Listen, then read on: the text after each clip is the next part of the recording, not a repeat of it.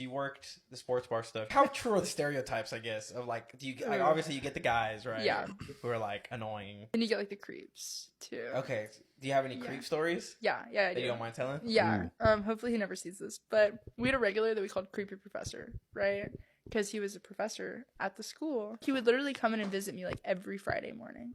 Eventually it got to the point where I didn't necessarily want to talk to him because like you'd get a solid 10-15 seconds of conversation in and you're like, okay, he's having a good day, right? And then it's like creep something, you know? And it's like, okay, never mind. So like, what would he say that would like? I was trying to have a conversation with him because he teaches a certain subject and I was like, oh, my mom teaches that, right? And he goes, oh, is she as hot as you? And I was like, okay, right, yeah.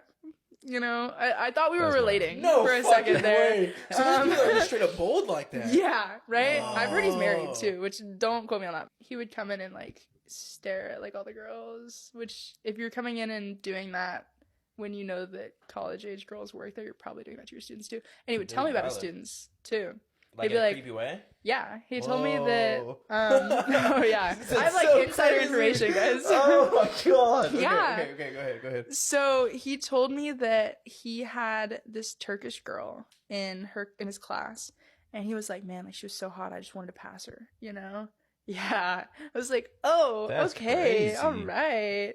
What the fuck? And then he told me one time there was this comic book character, and her name's like, oh, I think it's like Anya or something like that. I don't know. But Red Sonja, that's what it is. Look it up. She's like basically naked, you know? Okay. I think I- And he'd be like, you remind me of her, you know? Yeah. And I was like, So okay. weird. Yeah. And I didn't know who he was talking about at first, right? And he was like, go look her up. That's weird. This picture.